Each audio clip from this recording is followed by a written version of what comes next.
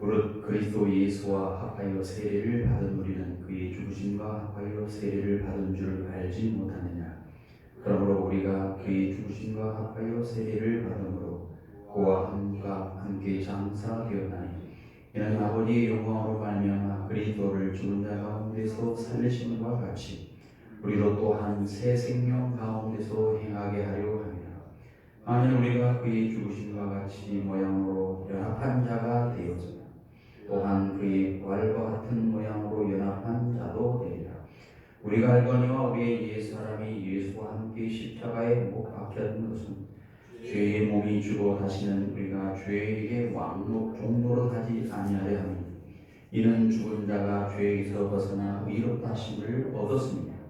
만일 우리가 그리스도와 함께 죽었으면 또한 그와 함께 살 줄 믿노니 이는 그리스도께서 죽은 자 가운데서 살아나셨으며 다시 죽지 아니하시고 사망이 다시 그를 주장하지 못할 줄을 알미로다. 그가 죽으심은 죄에 대하여 단번에 죽으시며 그가 살아계심은 하나님께 대하여 살아계심이니 이와 같이 너희도 너희 자신을 죄에 대하여 죽은 자여 그리스도 예수 안에서 하나님께 대하여 살아있는 자로 여길지어다. 아멘. 오늘은 죽은 자로 여기고 산 자로 여기라 라고 하는 제목의 말씀을 가지고 은혜를 나누겠습니다.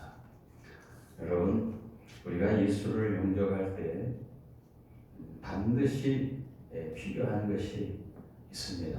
그것은 뭐냐? 우리가 예수를 영접했다 하면 우리의 옛사람이 죽었다 라고 하는 사실을 받아들여야 됩니다. 우리가 이렇게 말씀을 읽는데도 가끔 목사님이 말씀하시니까 내가 죽어야 되겠구나 이렇게 여러분이 생각할 텐데 죽어야 되겠구나 내가 아직 안 죽은 것 같은데요 이런 생각을 가지고 있기 때문에 그런 말을 한 것입니다. 그런데 성경은 우리가 죽었다라고 말을 합니다. 죽었다. 로마서 우리가 6장 우리가 3절부터 6절에 있는 말씀, 4절 말씀을 보면 그게 나옵니다. 그리스도 예수와 함께 세례를 받은 우리는 그의 죽으심과 합하여 세례를 받은 줄 알지 못하느냐.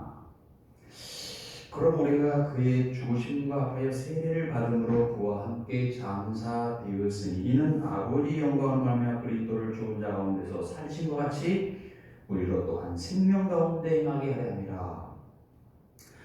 새 생명 가운데 행하게 하려 하는데 전제가 있습니다. 살아서 새 생명 가운데 행하게 할 수 있는 전제, 그것은 바로 뭐냐?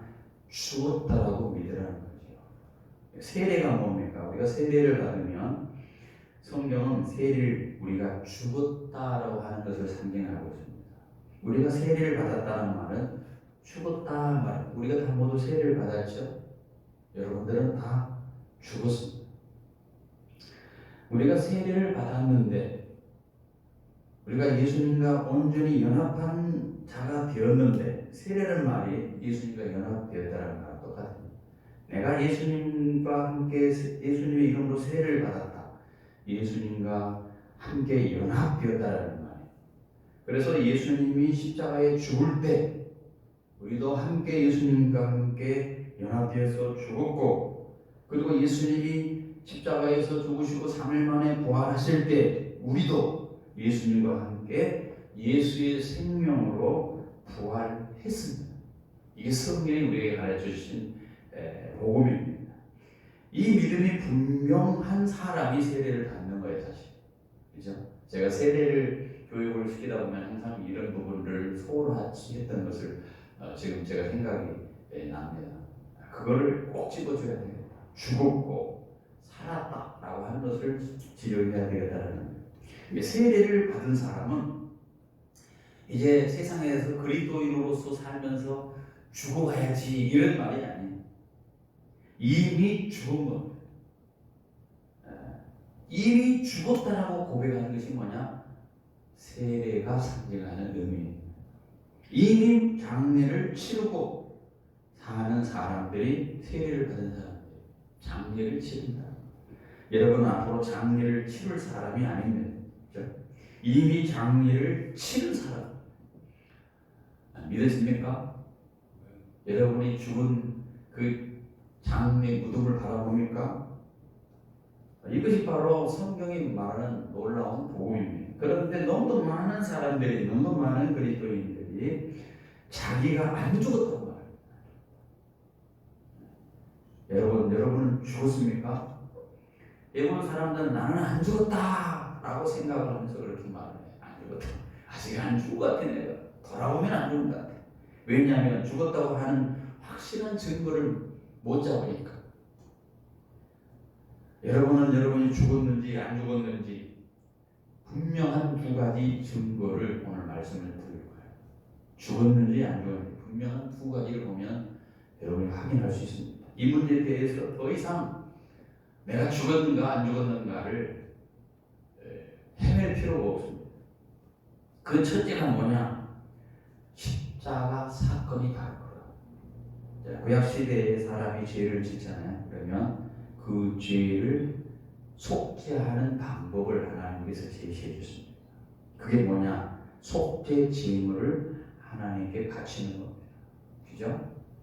그런데 그 속죄 제물을 하나님께 바칠 때 어떻게 합니까? 그 제물을 갖다 놓고 자기 죄를 대신해서 죽을 그 소나 그 양을 가지고 대제사장에게 옵니다. 그리고 그 대제사장께서 그 제물에다 손을 여기다 얹어요.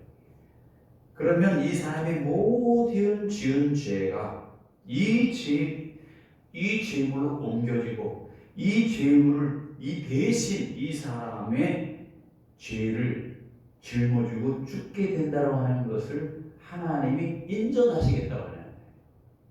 하나님이 그렇게 정해주신 거예요. 죄를 졌느냐? 속죄 제물에 손을 얹고 네 모든 죄를 거기에다 뒤집어 씌워라. 그리고 이 속죄 제물이 죽으면 네 죄도 사했다라고 하는 것을 보여준 것이 구약의 속죄 제물이었습니다. 그것을 하나님이 인정하겠다라고 하는 거예요. 그리고 그 제물이 목이 따서 피를 흘리고 쏟아서 죽으면, 그러면 제물이 죽었는데 이 실제로는 누가 죽은 겁니까? 죄인이 죽은 거로 하나님께서 받아주시겠다 하는 거죠. 그래서 죄인을 용서함 받고 이제 새로운 삶을 살게 됩니다. 이제는 다시 죽은 사람이 아니고 산 사람으로 살아가게 됩니다. 죄 지은 나는 죄물과 함께 죽었습니다. 여러분, 예수님이 어떤 분이십니까? 바로 우리 모든 죄를 짊어진 어린 양이라고 했어요. 세상에 지고 가는 어린 양을 보라, 그렇게 요한복음 기록하고 있어요. 예수님이 십자가 가운데서 우리 죄를 다 지시고 십자가에서 죽으셨어요. 여러분, 그 사실에 대해서 믿습니까? 그 사실을 정말로 여러분이 받아들입니까? 예수님이 십자가에서 죽으셨다는 것을 믿는다면 곧 어떤 것과 똑같냐면 나도 십자가에서 죽었다라고 하는 것을 믿는 것입니다. 나의 죄물이 죽었으니까 나도 죽은 거예요. 그것을 하나님이 인정하신 겁니다. 예수님이 드리는 그 속죄 제사는 더 이상 두 번, 세 번, 네 번 계속해서 해마다 드리는 그런 제사가 아니었습니다. 단번에 드리는 제사였습니다. 또 이 제사를 드리고 제사를 드릴 필요도 없이 한 번에 드리는 제사라고 히브리서 7장, 8장 보면은 예수님의 속죄 제사의 단번성, 일회성에 대해서 강조를 하죠. 그러니까 나도 죽었으니 영원히 죽은 거예요.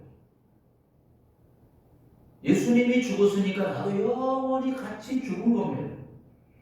우리는 예수님의 십자가의 죽음을 보면서 뭘 생각을 해야 되냐? 물론 내 죄를 용서해 주신 것에 대해서 생각도 하지만 또 생각할 게 뭐냐? 나도 죽었다라고 하는 것을 봐야 합니다. 예수님의 십자가의 사건, 나의 십자가의 사건 동일시 생각을 해야 돼요. 여러분, 우리가 정말로 더 이상 내가 죽었는지 안 죽었는지 확인할 수 있는 증거가 또 하나는 뭐냐? 바로 우리 안에 성령이 오셨다라고 하는 사실을 가지고 확인할 수 있습니다. 성령은 언제 사람에게 왔습니까? 하나님께서 사람을 만드셨습니다. 창조하시고 하나님이 사람의 코에 생기를 불어넣으셨습니다. 그때 하나님의 성령이 왔습니다. 그런데 언제 하나님께서 사람이 가지고 있는 그 성령을 거두셨습니까? 사람이 죄 지을 때 하나님이 그 성령을 거둬요. 하나님의 성령이 떠났다라고 하는 겁니다. 타락할 때 하나님이 사람에게 불어넣는 그 성령을 거두가십니다. 창세기 6장에 쭉 서술된 내용이 그런 내용입니다. 그런데 이 성령님이 언제 다시 사람에게 다시 돌아옵니까? 우리 초대교회 마가의 다락방에서 오순절날 마가의 다락방에 성령이 임한 것을 알게 됩니다. 성령이 오순절날 마가의 다락방에 성도들 마음속에 임하십시오. 오셨습니다. 그 말은 무슨 뜻이냐면 모든 죄를 다 사하셨다는 것과 내가 죄의 종로 타는 옛사람이 죽었다라고 하는 것을 하나님이 인정하겠다라는 의미가 속에 있는 겁니다.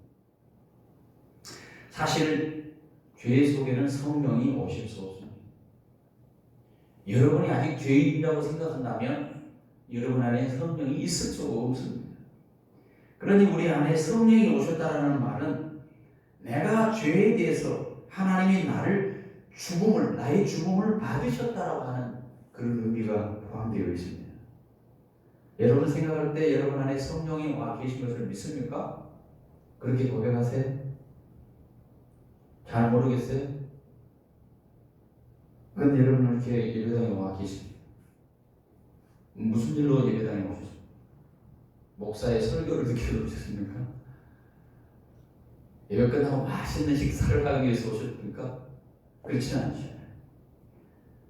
여러분이 성령이 여기 이끌지 않으면 이곳에 올 사람 아무도 없어요. 성령께서 이끄심으로 말미암아 아침에 눈을 뜨고 주일날 예배에 갔던 마음이 생기고 주일날 교회 발걸음을 옮겨놨습니다. 내가 예배 가야지. 주일이니까 예배 가야지. 그런 생각을 누가 줬을까요? 성령께서 그렇게 이끄십니다. 성경에 보니까 하나님께서 성령이 이끌지 않냐면 내게 올 자가 아무도 없다고 했어요. 하나님의 이끄심이 없다면 예수를 믿을 사람이 아무도 없어요. 하나님이 이끌었기 때문에 예수를 믿게 되는 것입니다. 내 안에 성령이 계신 것을 도대체 뭘로 내가 증거할까요? 그것은 바로 내가 죽었다는 사실 속에서 증거가 돼요. 내 안에 성령이 계신 건 무슨 증거냐면은 내가 죽었다라고 하는 증거를 보여줍니다. 성령이 내 안에 계신다. 나는 죽었다. 이 선언입니다. 그런데 많은 사람들이 예수 믿는데도 자기는 죽지 않았다고 말해요. 살았다고 말합니다. 그 이유를 설명합니다. 내가 교회를 다니고 예수를 믿는데 아직도 내 혈기가 그냥 있지 않느냐. 내가 사람을 미워하고 욕심을 부리고 혈기를 부리고 성질을 그대로 가지고 있는데 못된 생각 그대로 가지고 있는데 내가 어떻게 안 죽었다고 그렇게 말할 수 있겠냐. 나는 안 죽은 거야. 그러니까 어떻게 되면 죽음이냐고 인정하려고 하냐면은 바로 그런 혈기도 없어지고 성질 부리는 것도 없어지고 거짓말하는 것, 나쁜 생각 그런 것이 다 없어질 때 나는 죽었다 그렇게 생각할 거라고 그렇게 스스로가 그렇게 기준을 잡고 있는 겁니다. 그런데 여러분 우리가 예수 믿는다고 그런 일이 일어나지 않을까요? 교회 다닌다고 그런 일이 일어나지 않습니까? 아니죠. 절대로 그러지 않습니다. 여러분이 예수를 믿고 나는 죽었고 내 안에 예수님이 산 인생이라고 선언하고 살아도 계속해서 여러분 안에 혈기가 있고 여러분 안에 못된 성질이 그냥 남아있고 정욕으로 치솟는 그 욕망이 그대로 남아있습니다. 그래서 거짓말하고 질투심을 가지고 욕심을 부리고 시기하고 이기심을 가지고 자기주의로 그대로 살아가고 있는 거예요. 그것 때문에 생각해 나는 안 죽었어. 이렇게 말한다면 그런 것이 여전히 내 속에 남아있어서 나는 안 죽었다라고 그렇게 생각한다면 그는 복음을 이해하지 못한 거예요. 사실 우리는 육신이 죽은 게 아니에요. 그죠? 만약에 여기 육신이 죽었다면 혈기내는 것, 성내는 것, 욕심 부리고 이기심 갖는 것, 이런 못된 생각들 다 육신과 함께 죽어서 공동묘지에 모여있든지 아니면 우리가 전부 다 화장해서 다 뿌려주고 없었을 겁니다. 육신이 죽은 자가 이렇게 여러분이 살아있다는 것이 희한하지 않습니까? 여러분, 우리가 죽은 것은 육신이 죽은 거 아니에요. 육신은 멀쩡하게 이렇게 살아있어요. 그렇기 때문에 예수를 믿고도 여전히 죄를 짓는, 그리고 그 죄의 역사에 시달리고 있습니다. 그리고 여러분의 육신은 계속해서 여러분 속에 마치 예수를 안 믿는 사람처럼 그런 생각, 그런 욕심, 그런 종욕 계속해서 일으킵니다. 그리고 계속 일으킬 거예요, 앞으로. 여러분, 우리가 죽었다는 것을 뭘 말하는 걸까요, 도대체? 성경은 죄의 종로를 하는 옛사람이 죽었다 이렇게 말합니다. 로마서 6장 6절에 같이 한번 봅시다. 우리가 알거니와 우리의 옛사람이 예수와 함께 십자가에 못 박힌 것은 죄의 몸이 주고 다시는 우리가 죄에게 종로로 타지 아니하려 함이니, 바로 이 말씀입니다. 죄에 대해 종로로 타는 옛사람이 죽었다라고 선언을 하고, 여러분 사람을 잘 이해해야 됩니다. 여러분, 예수를 믿지 않는 사람은 아직도 자기주의로 살아가요. 모든 중심이 자기입니다. 우리 전도할 때 사형리 그 그림 보면 그러겠잖아요. 예수 믿는 사람하고 안 믿는 사람 이렇게 딱 동그라미 만들어 놓고 자기가 주의되어 십자가가 밖에 있는 사람은 이건 예수 안 믿는 사람. 예수를 믿을 때에는 이 자기 의자에서 내려와서 자기가 밖에 있고 그 의자에 예수님이 앉아 있는 그 사람을 예수 믿는 사람, 이렇게 이제 영접하기 전과 영접한 후에 구별을 해서 우리가 사형리에 대해서 이렇게 설명을 하고 있습니다. 마찬가지입니다. 예수를 믿지 않는 사람은 아직도 자기라고 하는 옛 사람이 그대로 있습니다. 그리고 육신도 이렇게 입고 있습니다. 그런데 이 옛 사람은 육신의 종이에요. 육신이 하자는 대로 이 사람은 그냥 따라가는 거예요. 이렇게 해라 하면 육신이 시키면 그대로 옛 사람은 따라가는 거예요. 겉으로는 아무리 그럴싸하게 사람처럼 꾸미고 겉으로는 그럴싸하게 하지만 그 속 중심을 보면 사람은 다 거기서 거깁니다. 다 똑같습니다. 자기라고 하는 것, 자기 종교, 자기 욕심, 자기 자랑, 자기 교만, 전부 거기에 다 빠져있어요. 사실 아직도 자기가 살아있다는 것입니다. 끊임없이 나를 주장합니다. 끊임없이 모든 것을 나 중심적으로 생각을 하죠. 내가 기쁘면 모든 것이 기쁘고, 내가 슬프면 모든 것이 슬프고, 내가 싫으면 모든 것이 싫고, 모든 사람이 다 나를 위해서 있는 것처럼 그렇게 생각을 한다는 것이죠.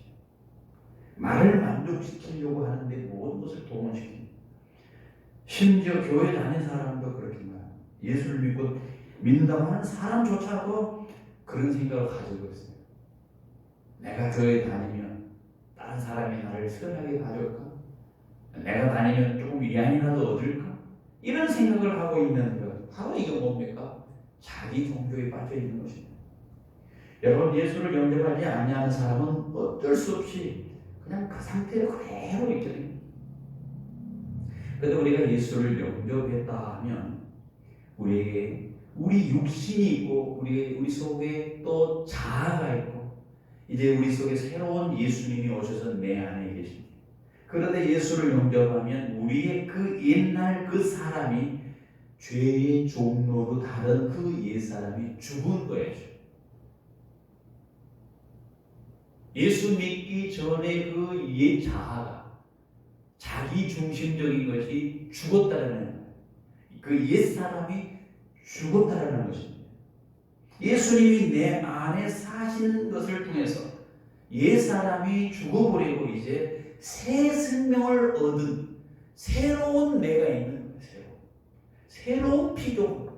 이전 것은 지나갔으니 다 새 것이 되었도다. 새로운 피조물이에요. 그걸 아셔야 됩니다. 마귀에 대한 이제 더 이상 나는 너의 종이 아니다.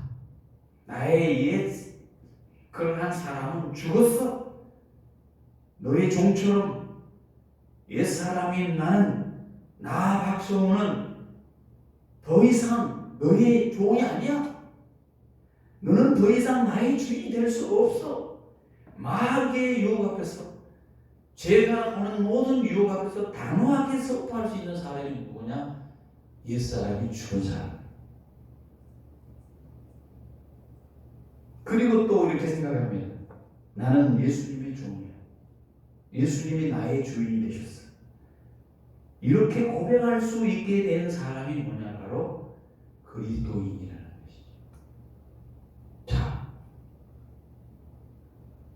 우리가 죄의 종로로 가지 않게 되었다고 해서 죄와 싸움에서 끝났다는 의미가 아닙니다. 오히려 새로운 싸움이 시작된 것입니다.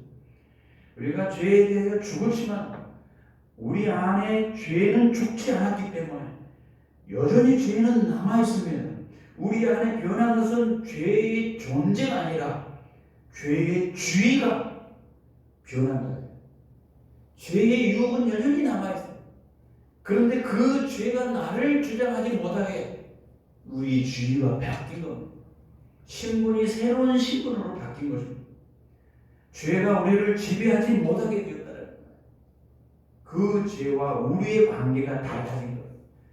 옛날에는 옛 자아로 살았을 때는 죄가 시키는 대로 했어요. 그 옛 생활에 있을 때는 죄가 움직이는 대로 따라서 종노를 했어요. 그런데 지금은 달라졌어요. 곧 우리는 더 이상 죄의 노예가 아니고 거기서 해방된 사람들이라고 합니다. 여러분, 죽었느냐 안 죽었느냐에 묻는 것은 여러분이 죄의 종이냐 아니냐 하는 것을 묻는 거예요. 전에 죄에 대하여 죽지 않은 옛사람으로 살 때는 우리는 모든 사람이 다 죄인이었어요. 그런데 우리는 이제 옛사람이 죽고 죄의 종이 아닌 사람이 되었기 때문에 새로운 사람이에요. 물론 죄의 유혹도 받을 수 있습니다. 그러나 분명히 알아야 될 것은 나는 죄의 종이 아니야. 죄가 하자고 하면 두말할 것 없이 끌려가는 그때의 내가 아니야. 나는 죄의 종이 아니고 하나님의 종이야. 주님이 이끄시는 대로 살 거야. 이렇게 당당하게 선포를 할 수 있는 사람이 누구냐? 예수 믿는 사람이라는 거예요. 그것을 성경에서 다른 표현으로 말하면 나는 죽었다라고 말하는 거예요. 우리에게 필요한 것은 내가 나를 죽이려고 하는 것입니다. 그거는 불가능합니다. 여러분이 여러분 자신을 죽일 수 있습니까? 불가능해요. 성질을 죽인다고 불가능해요. 못된 생각들을 죽인다고 불가능해요. 할 수 없는 일입니다. 그러면 내가 뭘 해야 됩니까? 그건 내가 죽었음을 믿는 거예요. 내가 할 일은 내가 죽었다는 것을 믿는 거거든요. 하나님이 예수 안에서 하신 놀라운 일, 그것은 바로 예수님께서 십자가에 죽어서 죽으신 것처럼 나도 죽었다는 사실을 믿는 겁니다. 예수님이 십자가에 죽으실 때 나도 십자가에 함께 죽었다는 것을 믿는 겁니다. 그래서 사도 바울은 우리가 너무나 잘 알고 있는 갈라디아서 2장 20절에 내가 그리스도와 함께 십자가에 못 박혀 죽었다. 그런즉 이제는 내가 산 것이 아니요 내 속에 그리스도께서 사신 것이다. 우리도 똑같이 사도 바울의 고백처럼 할 수 있게 되었습니다. 안타깝게도 많은 사람들이 이러한 말씀을 들을 때 똑같은 믿음을 서로 다르게 해석을 합니다. 여러분 예를 들어 봅시다. 여러분 죄 사함을 받았음을 믿습니까? 아멘. 어떻게 그 사실을 믿습니까? 말씀을 통해서 믿습니다.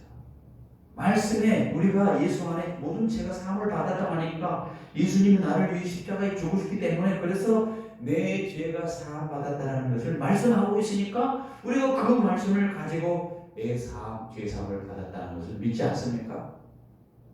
그렇다면 왜 죽었다라고 하는 말을 믿지 못하느냐 이거죠.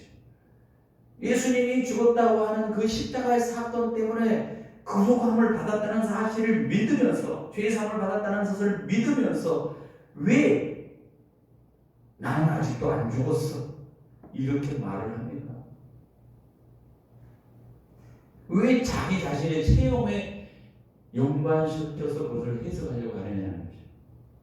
나는 아직도 설기가 있고 내 속에 음란한 마음, 더러운 성질이 있고 내 속에 쉴 새 없이 일어나는 그런 못된 생각이 있기 때문에 나는 안 죽었어.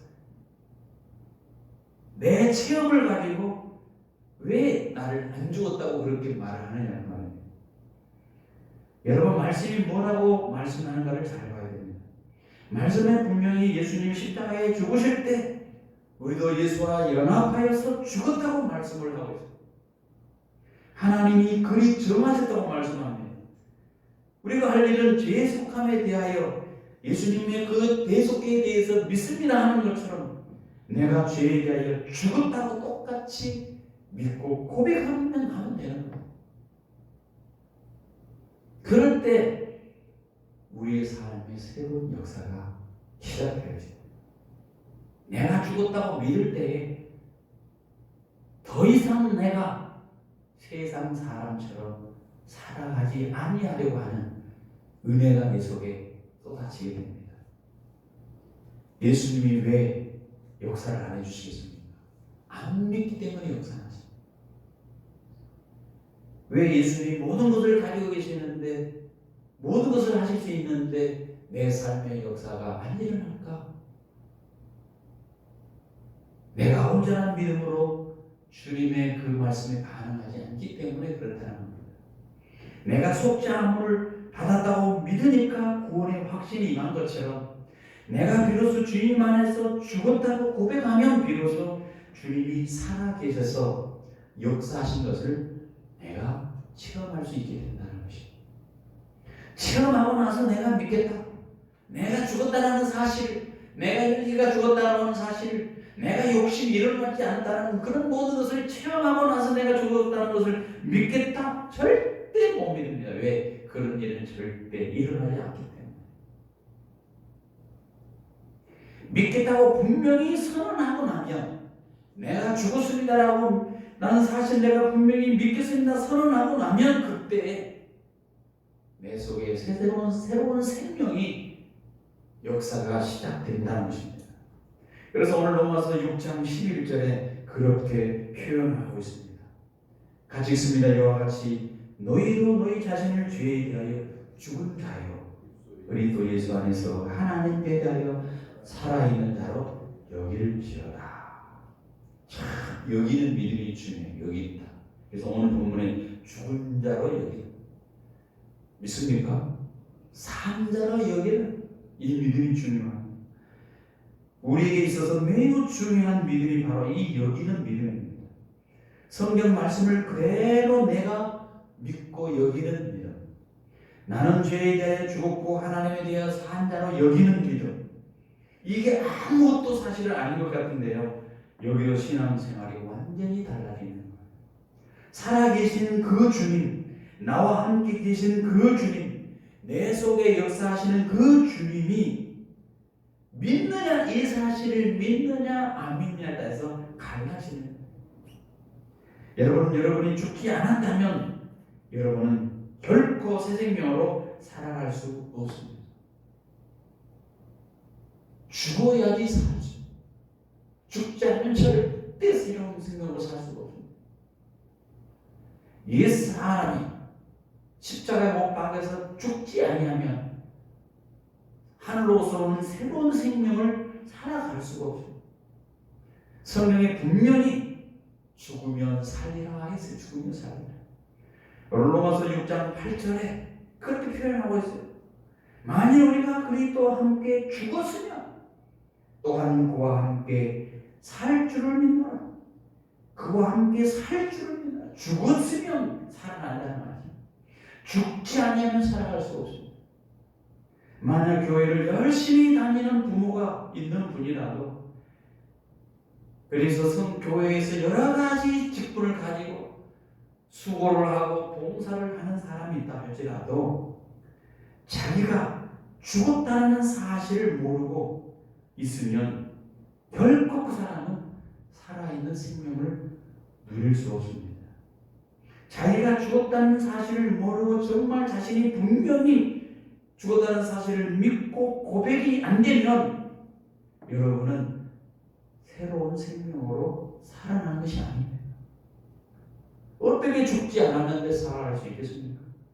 성경은 죽어야만 산다고 하는데 어찌 죽지 않고 새로운 생명을 살 수 있겠습니까? 그건 불가능하다는 거예요. 로마서 6장에 보면은요, 내가 죽었고 주님이 내 안에 산다 라고 하는 그 십자가의 복음을 표현할 때 6장에서는 뭐라? 우리라는 표현을 씁니다. 우리라는 단어를 씁니다. 우리가 그리스도와 연합하여 죽고 우리가 예수와 연합하여 산다 이렇게 표현을 했어요. 그러니까 로마서 6장은 전체적으로 보면 일반적인 복음 선포, 십자가의 복음이 뭔가를 일반적으로 선포할 때 이렇게 썼습니다. 그런데 갈라디아서 보면 사도 바울이 갈라디아서에서 똑같은 이 복음을 갈라디아서 2장에서는 내가라고 표현했습니다. 내가 그리스도와 함께 십자가에 못 박혔고 그런 적 이제 내가 산 것이 아니고 내 속에 그리스도가 사신다.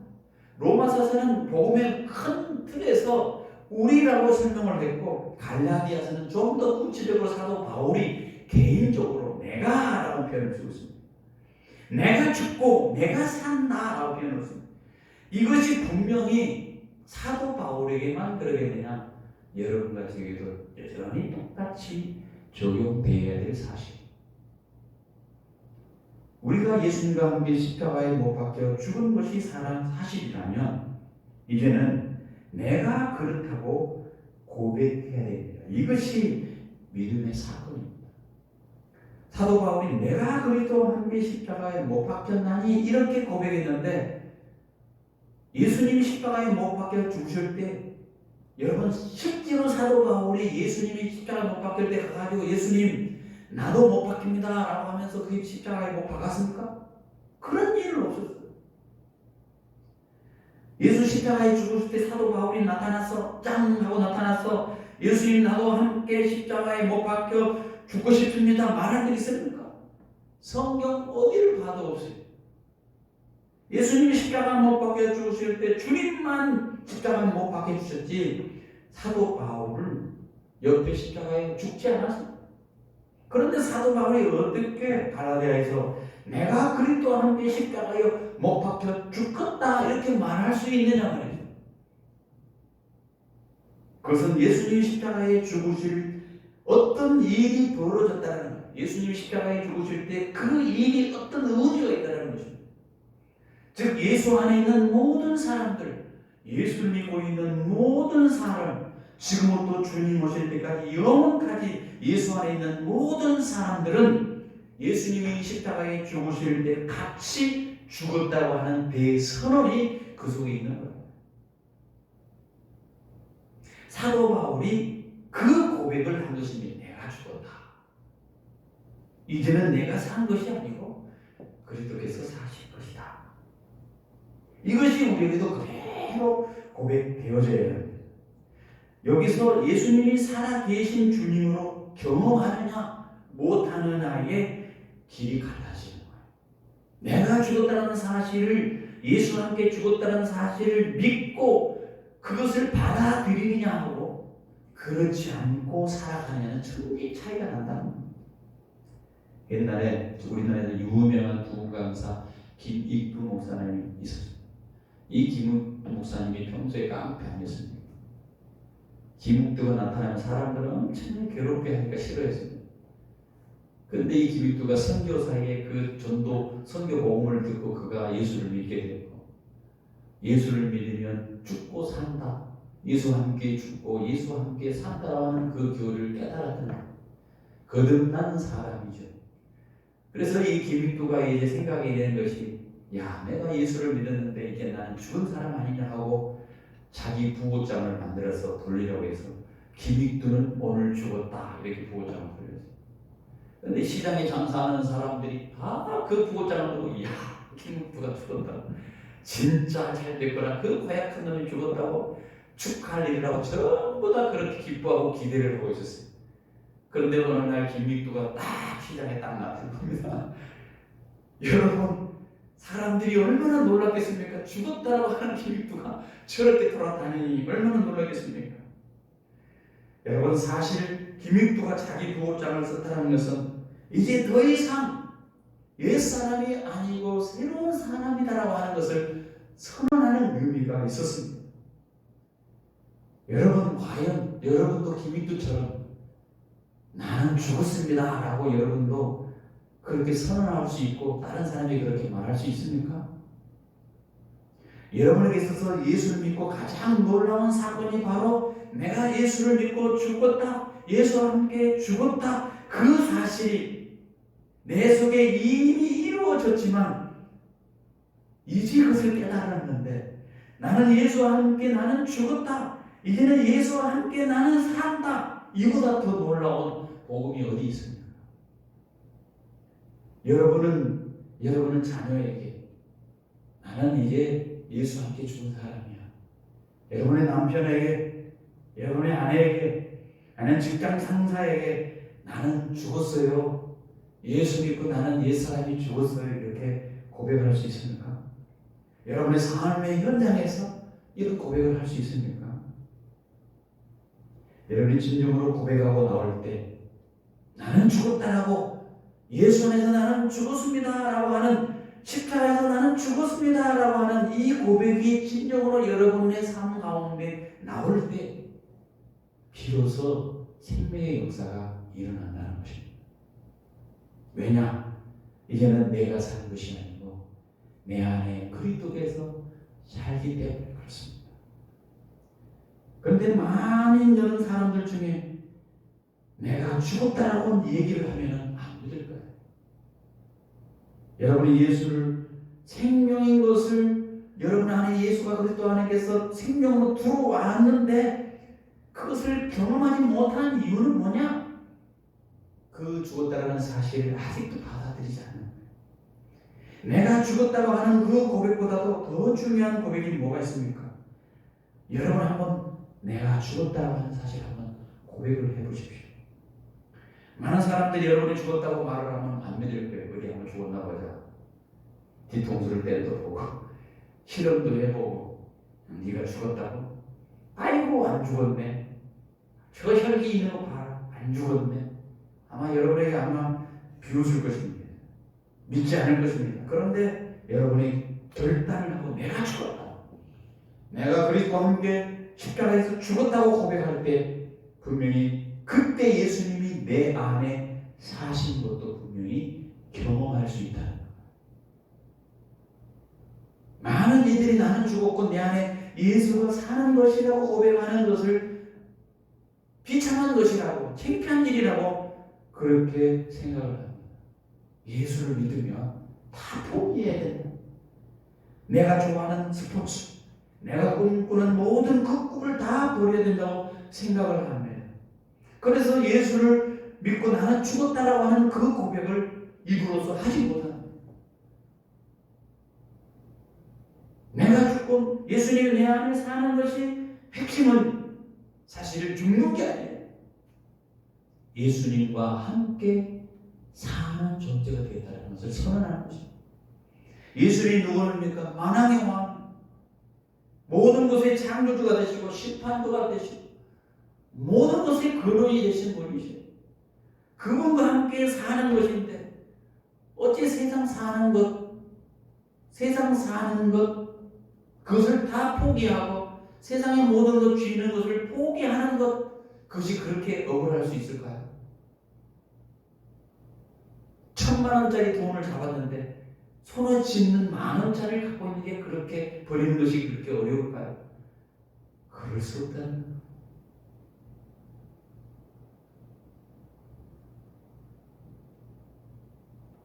중광 스님이라고 거지 걸레 스님이 있었다고 그러잖아요.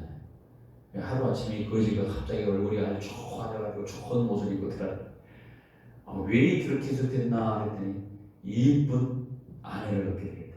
여자를 사랑하게 되겠다. 그러니까 그 중광 스님이 그 걸레 스님인데 모든 옷을 벗고 새로운 옷을 다 입었더라고요. 마찬가지입니다. 새로운 생명을 얻게 되는데 어찌 옛사람이 그대로 남아있고 그것을 애착을 가질 수 있겠습니까? 그렇지 않잖아. 그런데도 내가 원하고 꿈꾸는 것, 포기해야 하는 것, 그래도 사람들은 두려워합니다. 내가 예수 믿는 것 때문에 내가 죄질을 당하고 세상에 살아갈 때 억울한 일을 당하고 세상에 나갈 때 손가락질 당하는 것, 비교가 안 되는데도 불구하고 그 예수님과 생각해보면 비교가 안 되는데도 불구하고 사람들은 계속해서 저울질이 됩니다. 예수 믿는 것이 더 나을까? 아니면 안 믿는 것이 더 나을까?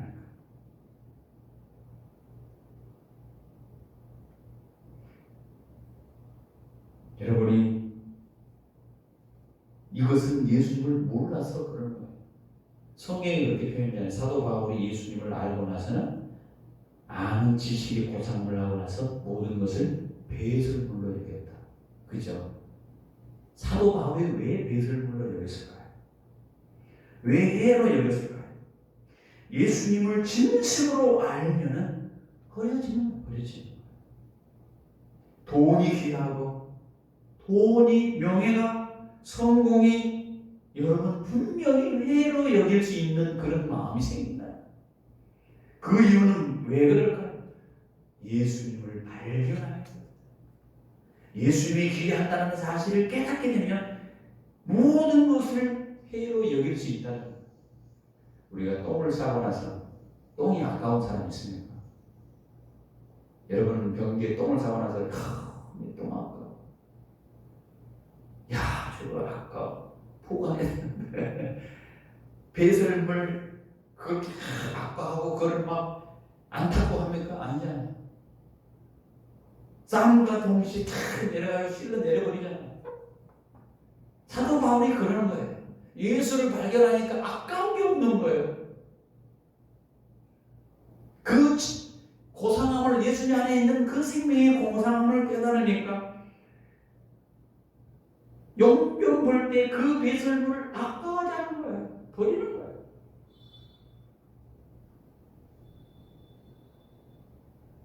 오늘 보면은 주님 우리에게 원하는 것은요, 다른 거 아니에요. 자기 십자가를 지고, 자기 십자가를 지고 따르는 거. 자기 부인은요 무슨 도덕 군자가 되라는 거 아니에요. 행위가 완벽하라는 거 아니에요. 한마디 죽지 않은 나, 아직도 살아있다고 생각하는 나, 십자가에 못 박으라는 거예요. 주님이 원하시는 것은, 그래서 내가 십자가에 못 박고 죽었다 고백하면, 그 고백하고 믿으면 저는 새 생명으로 충만하게 해주실 것이라는 겁니다. 한번 주저하지 아니하고 여러분의 삶 속에서 한번 고백을 해보십시오. 나는 죽었습니다. 예수님과 십자가에 죽었습니다. 그 마음을 가지고 상대를 한번 바라보십시오. 어떻게 싸움이 일어날 수 있을까?